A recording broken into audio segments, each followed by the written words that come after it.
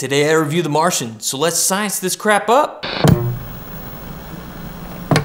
Hi, my name's Matt Hale and welcome to Hale Reviews, where I give you my opinion on movies and stuff. 5-second synopsis of The Martian. Mars, space, survival, NASA, potatoes. Let's start with the story. This is a science fiction story about Mark Watney, a botanist who's stranded on Mars after his crew thinks that he's dead and they leave without him. And he's left there to survive for himself on a place that doesn't grow anything, has no water, which is followed with a long time of waiting and survival skills brought to you by Matt Damon, the space pirate. This movie is satisfying and pretty easy to watch for it essentially being a stranded movie. Stranded / lonely, abandoned movies like All Is Lost, Buried, 127 Hours are incredibly exhausting. But for a movie that has a guy waiting at Mars for days on end, it's pretty easy to watch. And the other layer to this is that it's not the emotional roller coaster that I think a lot of people expected. But instead it's a movie I feel fine watching over again, kind of like make it my Tuesday afternoon at 3 p.m. kind of movie. It falls in there. Matt Damon did wonderfully. The director Ridley Scott did wonderfully. Harry Dunn himself, Jeff Daniels, did an awesome job. Damon captured the essence of Mark Watney brilliantly. He made his character go from fictional book character to a legitimate NASA astronaut, and that was impressive. The only character I didn't really care for was Donald Glover as Rich Purnell. Have nothing against Donald Glover, I thought he did fine in the role, but the problem was, I feel like he wasn't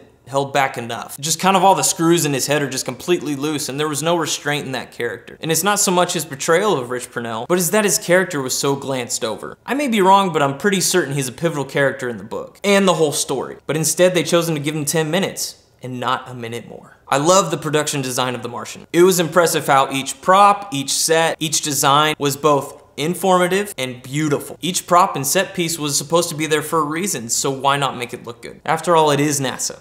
It has to make sense why it's there. But aside from how good the movie looked, the most endearing part of this movie is the story. For a character that's fighting through a really hard situation, kudos to Andy Weir for writing a story that was smart and emotional and actually made sense.